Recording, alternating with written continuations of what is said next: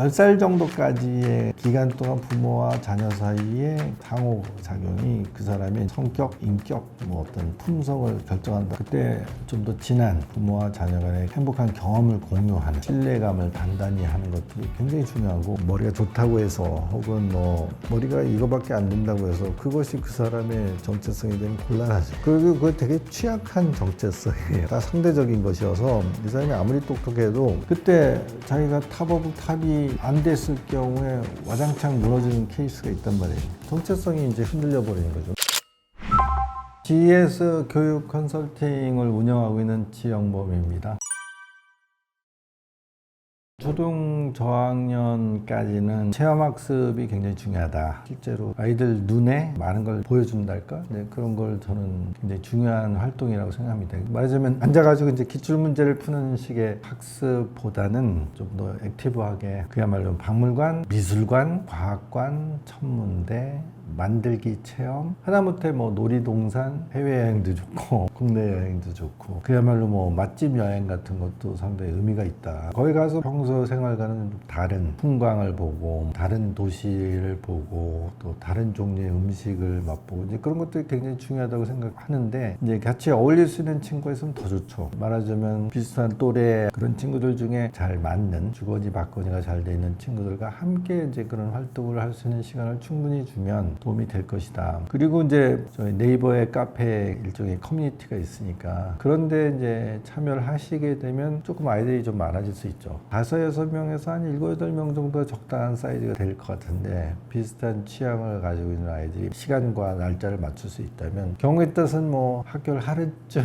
결석을 시켜서라도, 요새는 체험학습 계획서 같은 걸 내게 되면 출석으로 인정받는 날짜들이 꽤 있거든요. 아주 많이 주는 데는 뭐 한 15일에서 20일도 주는 것 같던데, 짧아도 한 열흘은 주는 것 같습니다. 근데 그런 것들 충분히 활용을 해서, 아니면 뭐 그게 좀 다 써버렸어요. 그러면 하루 이틀 결석을 감수한다 하더라도, 물론 이제 그게 부모들의 그만한 또 이제 시간적 여유랄지 뭐 그런 것도 필요하겠지만, 품앗이처럼 어른들이 한 5-6명의 아이들을 돌아가면서 맡아가지고 그런 체험학습을 제공할 수 있다면, 그거는 정말 하루 종일 교실에 앉아서 과제를 푸는 그런 활동보다 훨씬 의미 있고 가치 있고 학습 효과가 상당히 높은 학습 활동이라고 생각합니다.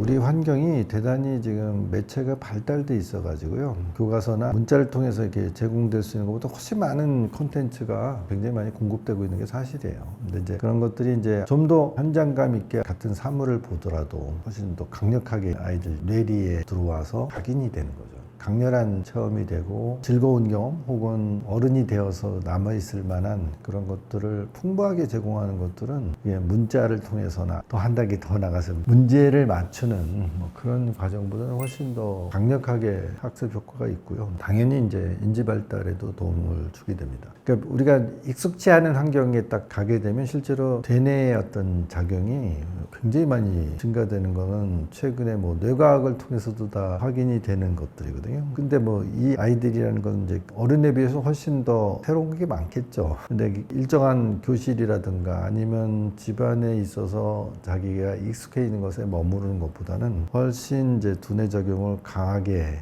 자극하는 경향이 있고요. 그게 좀 과흥분 상태를 만들어내기 때문에 하나의 리스크가 있긴 있어요. 그런 것들에 한번 어려움을 겪어본 부모들은 대단히 그런 것들 꺼려 한달까, 아니면 기피하게 될까, 그런 위험성은 있긴 있지만, 폭을 넓혀주게 되면, 그리고 그런 경험치가 쌓이게 되면 아이들이 이제 과흥분 상태를 유지하기보다는 이제 새로운 사물, 새로운 아이템에 대한 인지를 이제 확장시킴으로써 실제로 굉장히 발달에 도움이 된다고 저는 확신하고 있습니다.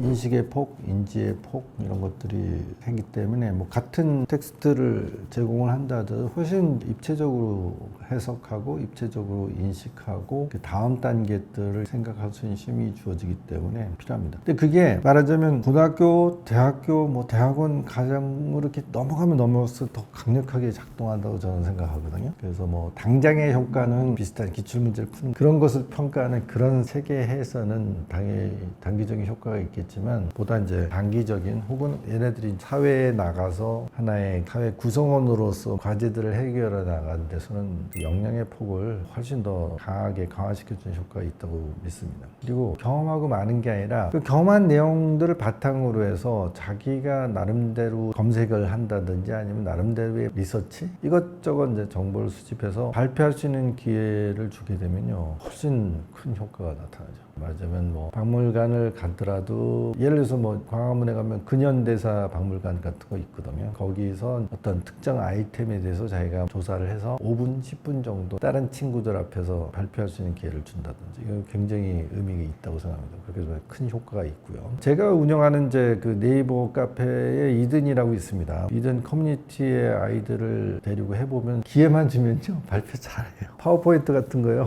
애들 금방 익히더라고. 기회를 주게 되면 아이들이 파워포인트 한 4페이지, 5페이지만 올려놓고도 한 5분에서 10분은 뭐 충분히 발표를 하더라고요. 물론 이제 조금 더 커야 그게 가능한 아이들도 있지만 조금 똘똘한 아이들은 기회만 주면 그걸 능히 잘 해냅니다. 그래서 그걸 이제 어른을 대상으로 그런 걸 할 수는 없을 테고 그 또래 아이들, 저학년하고 뭐 미취학 아이들까지도 그런 기회를 주면 곧잘 하고요. 그걸 베이스로 해서 자기네들끼리 맞아요, 틀려요, 이거 아니야, 저거야. 그것도 일종의 뭐 토론이라고 해야 될까요? 주거니 받거니 하는 것들이 일어나고 그런 프로그램까지 가미를 한다면 학습 효과는 뭐 어마어마하게 커질 수 있다고 봅니다. 그러면 같은 장소를 구경을 해도요 애들이 재밌게 할 수 있어요. 그러니까 지난번에 못 보았던 게 보이네 뭐 이런 효과가 있고 나는 이런 걸 봤지만 저 친구는 이런 걸 봤네 뭐 이런 것도 있을 수 있고요. 그러면 다음엔 내가 더 멋진 걸로 발표를 해야지 뭐 이런 그건 어떤 의미에서 단순한 이제 점수 경쟁, 비교 경쟁 이런 거하고는 좀 차원이 다른 말하자면 서로에게 도움을 줄 수 있는 지적인 자극을 줄 수 있는 굉장히 좋은 프로그램이 될 수 있다고 생각하고요. 아이들은 그런 이제 잠재 역량을 가지고 있다고 저는 생각하는 거죠.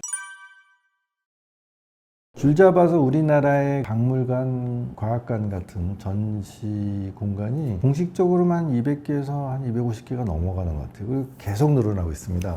그래서 사실 찾아보면 굉장히 좋은 곳이 많아요. 그래서 저희 커뮤니티에서 이제 갔던 장소를 몇 개만 뭐 얘기해 본다면 근현대사 박물관, 요새 뭐 또 중앙박물관이 굉장히 핫하잖아요. 저도 깜짝 놀랐어요. 그게 뭐 방문객 수로 세계 6위랍니다. 소위 우리가 대단하게 생각하는 대형 박물관, 뭐 루브르 박물관, 뭐 이탈리아에 있는 뭐 우피치 뭐 이런 세계적인 박물관과 뭐 말하자면 10손가락 안에 들어간다는 얘기죠.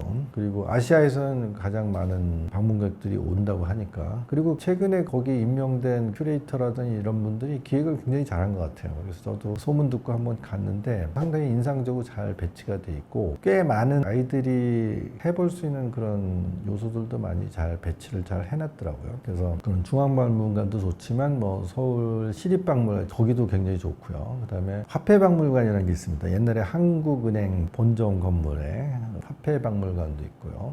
그 다음에 이쪽 광화문 일대 궁중박물관도 있고 거기서 조금 저쪽으로 넘어가면 농업박물관도 있고 충무공 이야기, 뭐 세종 이야기 뭐 이런 시설도 있고요. 그 다음에 민속박물관 되게 또 박물관 옆에는 주니어 박물관 어린이들을 위한 어린이 가서 뭐 좀 만져볼 수도 있고 이제 이런 것들이 같이 있는 경우가 상당히 많이 있어서 굉장히 거기도 컨텐츠가 많습니다. 경기도권으로 가도 꽤 갈 데 많아요. 인천 지금도 그거 운영하고 있는 걸로 알고 있는데 시경에서 운영하고 있는 CSI 체험 뭐 이런 것도 있습니다. 그러면 아이들이 지문도 떠보고요. 자외선 투시기 뭐 이런 것들을 통해 가지고 여러 가지 것들을 실습을 한달까 뭐 이런 것도 있고요. 지역으로 가도 공룡박물관 뭐 이런 것도 있고요. 그 다음에 천문대도 상당히 좋아요. 어떤 데는 이제 1박 2일의 프로그램을 제공하는 것도 있습니다. 그리고 옛날에 비해서 제가 이제 아이들 때문에 1년에 한두 번은 이제 그런 체험 시설을 가게 되는데 콘텐츠가 해가 갈수록 조금 더 풍부해지고 조금 더 깊어지고 전문적이고 그런 것들이 있습니다.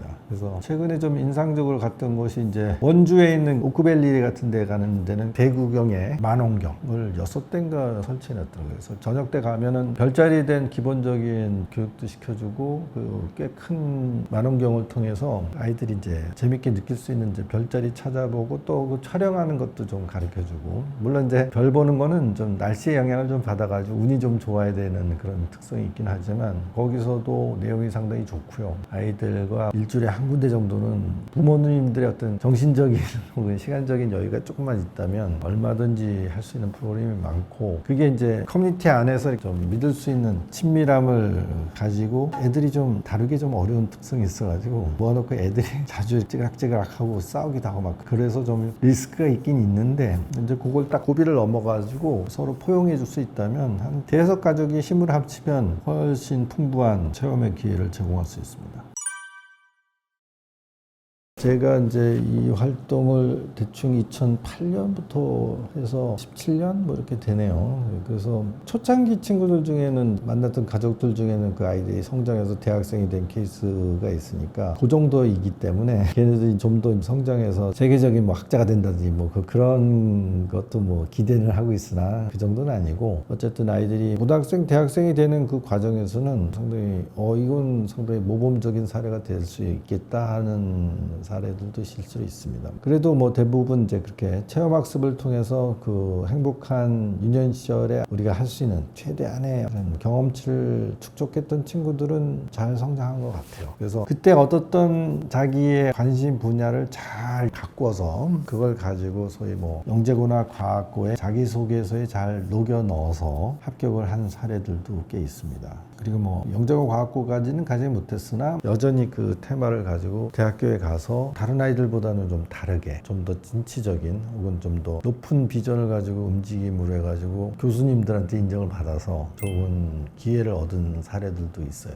제가 기억나는 친구 중에 하나는 썬 같은데 말하자면 이제 선발되어가지고 거기서 이제 체험 학습을 가진 사례도 있어요. 썬이 어딘지 아시죠? 스위스 베른에 가면 세계 최대 규모의 입자 가속기 시설이 있습니다. 원형 그 가속기 규모가 둘레 길이가 40km 되는 어마어마한 시설이거든요. 뭐 단일 기계로서는 가장 비싼, 가장 큰 규모의 시설인데, 우리나라도 이제 그쪽에 입자 가속기 관련된 협약국에 들어가 있는 모양이에요. 그래서 대학생들한테 이제 거기에 가서 실제로 몇 주일간 생활할 수 있는 기회를 제공을 하는데, 거기에 선발된 케이스도 있어요. 그래서 이 친구는 나중에 이제 그쪽에 관련된 과학자로서 또 성장할 수 있는 기회를 얻을 수도 있었고, 뭐 그런 사례가 기억이 나네요. 근데 그거 말고도 아이들이 자기의 테마를 형성하는데 체험학습의 경험은 너무너무 값진 혹은 상당히 유리한 조건을 제공했다, 저는 그렇게 생각하죠.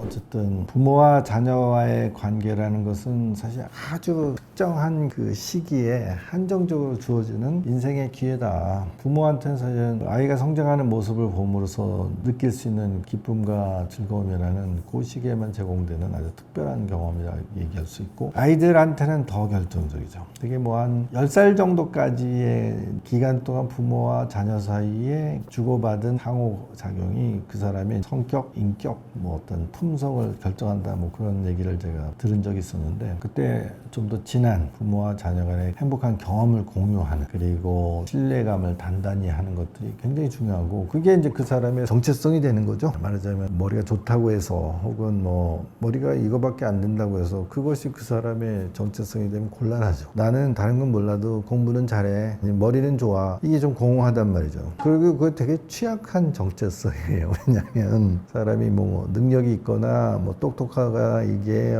다 상대적인 것이어서, 이 사람이 아무리 똑똑해도 그 사람이 가장 높은 수준의 어떤 교육기관에 가가지고 소위 탑스쿨에 가가지고 가장 우수한 엘리트 집단에 들어가면 그 안에서도 우열이 생기거든요. 그때 자기가 탑 오브 탑이 안 됐을 경우에 와장창 무너지는 케이스가 있단 말이에요. 정체성이 이제 흔들려 버리는 거죠. 나는 머리 좋은 걸 나의 정체성이라고 느끼고 확신해 왔던 사람인데, 여기서 보니까 내가 제일 바보 같은데? 그럼 난 아무것도 아니네, 이런 이제 자괴감에 빠지면서 상당히 그 정체성이 흐트러져가지고 어려움에 빠지는 사례를 제가 많이 보고 있습니다. 근데 그 정체성이 그게 아니라 그 유년 시절에 부모하고 내가 가졌던 강력한 유대감, 그리고 행복했던 추억의 덩어리들, 그걸 정체성이 돼야 된다는 거죠. 거기다가 자기하고 통하는, 정말 재밌게 행복하게 즐거웠던 경험을 공유했던 친구들, 그들과의 추억이 정체성이 되는 게 나는 맞다고 생각합니다. 그게 건강한 정체성이다. 그래서 그 친구가 일정한 능력이 있고 품성이 있고 자질이 있어가지고 일가를 이루더라도 슬럼프에 빠졌을 때 자기의 본바탕이 되는 정체성이 그런 건강한 것이라면 그걸 이겨낼 수 있다. 이겨낼 수 있고 그 다음 단계에서 겪었던 좌절을 딛고 올라서서 더 큰 뭐 성공을 지향하는 긍정적이고 뭐 건설적이고 진취적인 사람이 될 수 있는 바탕은 그 시절에 10살 이전 혹은 뭐 그 전후까지의 시절에 가졌던 강력한 행복의 추억들이 정체성이 되어야 된다고 제가 다시 한번 강조드리기 싶습니다.